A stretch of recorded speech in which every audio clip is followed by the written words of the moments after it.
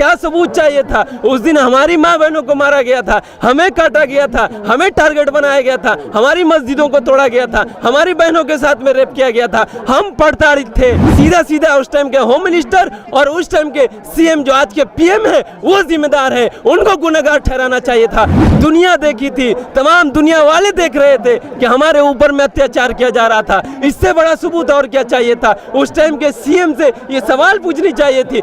उस टाइम के सीएम को जो आज का प्रधानमंत्री है उनको क्लीन चिट दिया जाता है, किस बिना पे दिया जाता है? डायरेक्ट मुसलमानों के घर के तरफ गन करके उनको मार रहे थे, मुसलमानों के घर को टारगेट कर रहे थे। अगर उनको क्लीन चिट मिल गई तो गुजरात में हमारी माँ बहनों के साथ में जो बर्बरता की गई, हमारी माँ बहनों को पेट को जो काट के बच्चे को निकाला गया और पूरे सोसाइटी को घेर के जो जला के मारा गया, तो इसका जिम्मेदार कौन है? सबसे पहले आप इस चीज़ को देख लीजिए कि उनको जो ये किया गया, गिरफ्तार किया गया, किसके माध्यम से किया गया?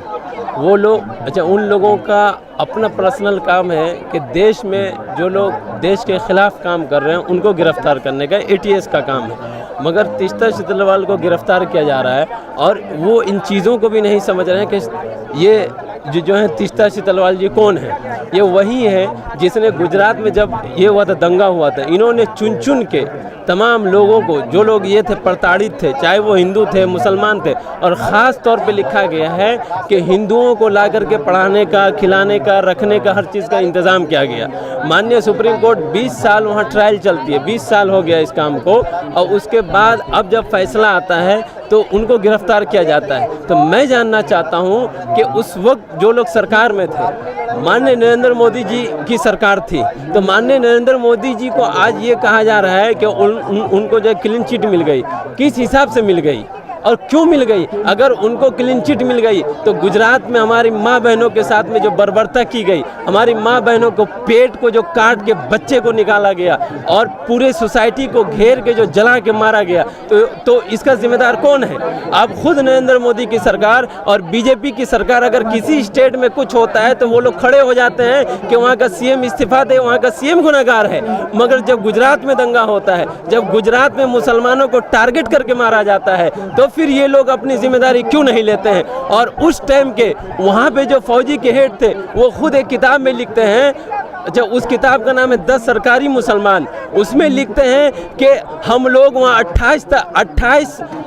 28 फरवरी को हम लोग वहाँ पहुँच गए थे अहमदाबाद, मगर 28 फरवरी से लेकर के 2 तारीख तक हम लोगों को ग्राउंड जीरो पे नहीं भेजा गया। हम लोग वहाँ के होम मिनिस्टर से जा करके मिलते हैं, मगर हमें गाड़ी नहीं दी जाती है। हम नरेंद्र मोदी जी से मिलते हैं, वो हमें गाड़ी नहीं देते हैं। तो इसका मतलब ये था कि उस टाइम की जो सरकार थी और उस टाइम के जो सीएम थे वो खुल्लम खुल्ला एक ये था, टारगेट था कि मुसलमानों को मारना है। वहाँ की जो पुलिसें थी, वहाँ की पुलिस बिल्कुल डायरेक्ट, शाहजी लिखते हैं अपनी किताब में कि डायरेक्ट मुसलमानों के घर के तरफ गन करके उनको मार रहे थे, मुसलमानों के घर को टारगेट कर रहे थे। क्या ये पुलिस का काम था? अगर पुलिस ने इन कामों को किया था तो सीधी सीधी बात यह है कि होम मिनिस्टर के आदेश से ही किया था, और होम मिनिस्टर ने उनके ऊपर में कार्रवाई क्यों नहीं की थी? आज माननीय सुप्रीम कोर्ट जिस तरीके से फैसला देता है, मैं माननीय सुप्रीम कोर्ट का बहुत ज़्यादा इज्जत करता हूँ, मगर माननीय सुप्रीम कोर्ट ये कहती है कि कोई सबूत नहीं मिला, इसलिए हम लोग जो है इस केस को खत्म कर, डिस्ट्रॉय कर रहे हैं। क्या सबूत चाहिए था?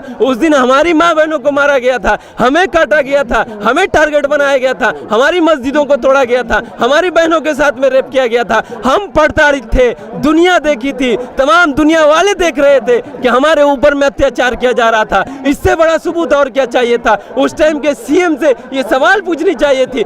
उस टाइम के सीएम को जो आज का प्रधानमंत्री है उनको क्लीन चिट दिया जाता है, किस बिना पे दिया जाता है? वो वहाँ के सीएम थे, खुद शाहजी जो उस टाइम के जनरल थे, वो अपनी किताब में लिखते हैं कि हमें 24 घंटे तक गाड़ी मुहैया नहीं कराई गई कि हम ग्राउंड जीरो पे जा सके। तो यहाँ पे सीधा सीधा उस टाइम के होम मिनिस्टर और उस टाइम के सीएम जो आज के पीएम है वो जिम्मेदार है, उनको गुनहगार ठहराना चाहिए था। मगर उनको गुनहगार नहीं ठहरा के जो लोग उस टाइम गरीबों की मदद कर रहे थे, जो लोग घर और रहने का इंतजाम कर रहे थे, उनको आज उठा के जेल में डाल दिया जा रहा है, उनके ऊपर में एफआईआर दर्ज किया जा रहा है। उनके उन लोगों के तीस्ता को जो सजा मिल रही है, तीस्ता को जो अच्छा ये मिल रही, सजा मिल रही है, सिर्फ और सिर्फ हिंदुओं को बचाने के चक्कर में सजा मिल रही है। उन्होंने हिंदुओं को जाकर के घर घर से उठा के लाया, उनके खाने का मतलब उनके जो खाने का व्यवस्था किया, उनके हर चीज़ का व्यवस्था किया, मुसलमानों का भी जो है उसने हर काम किया, मगर सबसे ज़्यादा हिंदुओं का किया। और हिंदुओं को इस तरीके से रखने की सज़ा उनको ये मिल रही है कि आज नरेंद्र मोदी की सरकार माननीय सुप्रीम कोर्ट से ये फैसला लेती है। माननीय सुप्रीम कोर्ट पे हम लोगों का बहुत भरोसा है, मगर जिस तरीके से ये बोलती है कि कोई सबूत नहीं वहाँ मिला और सबूत नहीं मिलने की वजह से इस केस को डिस्ट्रॉय किया जाता है, ये बहुत बड़ा प्रश्न चिन्ह खड़ा करता है माननीय सुप्रीम कोर्ट पे। माननीय सुप्रीम कोर्ट पे इंसान किस तरीके से भरोसा करे? दुनिया ने देखा है, दुनिया ने उन चीज़ों को देखा है कि जब उस टाइम के DIG और पुलिसकर्मी किस तरीके से मुसलमानों के घर में घुस के मार रहे थे। क्या उन पुलिसकर्मियों को चिन्हित नहीं कर सकते हैं? क्या उस टाइम के फोटोज जो थे वो कहाँ मर गए? सुप्रीम कोर्ट को क्या वो नजर नहीं आई? उस टाइम के जो वीडियोस थे, क्या माननीय सुप्रीम कोर्ट आज खुद बोलती है कि इस वीडियो के बिना पे उमर खालिद को जेल में डाला जाता है, इस वीडियो के बिना पे इन तमाम CAA के प्रोटेस्टर को जेल में डाला जाता है। तो क्या 2002 में जो वीडियो बनी थी, 2002 में जो उस टाइम का फोटो लिया गया था, उसके बिना पे उनको सजा नहीं मिलनी चाहिए थी? उनको जेल में नहीं डाला जाना चाहिए था? मगर आप एक बेगुनाह को, जिनका कोई गुनाह नहीं है, उनका गुनाह यह था कि वो लोग जो लोग पीड़ित थे उनको उठा के ला करके रहने का इंतजाम, खाने का इंतजाम कर रहे थे, उनको आप सजा दे रहे हैं। वो कौन लेडी है? वो वही लेडी है जिनके फादर ने इस देश के लिए बहुत कुछ दिया। जब जलियांवाला बाग में जब लोगों को मारा जा रहा था, हिंदुओं को मारा जा रहा था, इसी खानदान के लोग थे जो इनका केस लड़े थे।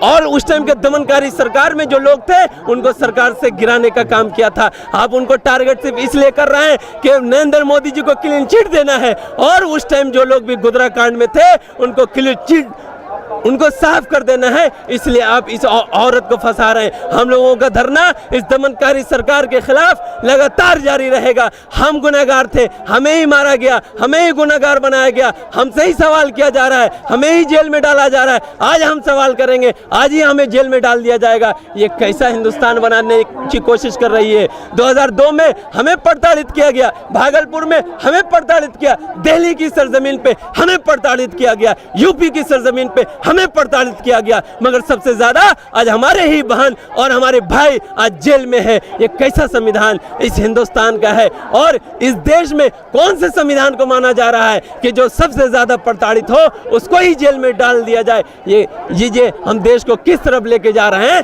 ये इस देश को समझना पड़ेगा और इस देश के युवा को समझना पड़ेगा। मैं उन युवाओं से दरखास्त करता हूँ, रिक्वेस्ट करता हूँ कि आप हिंदू मुसलमान के चोले में मत पड़िए। जहाँ मुसलमानों का नुकसान होता है वहाँ आपका भी नुकसान होता है, जहां मुसलमान बेरोजगार होते हैं वहां आप भी बेरोजगार होते हैं। आपको भी समझना पड़ेगा कि सिर्फ इस सरकार की वजह से आप एक मुसलमान को मार रहे हैं, एक मुसलमान के साथ में अत्याचार कर रहे हैं। ये आप एक मुसलमान को नहीं बल्कि इस देश की रूह को मार रहे हैं, इस देश को आप बर्बाद करने की कोशिश कर रहे हैं, जिसके लिए आपको समझना पड़ेगा।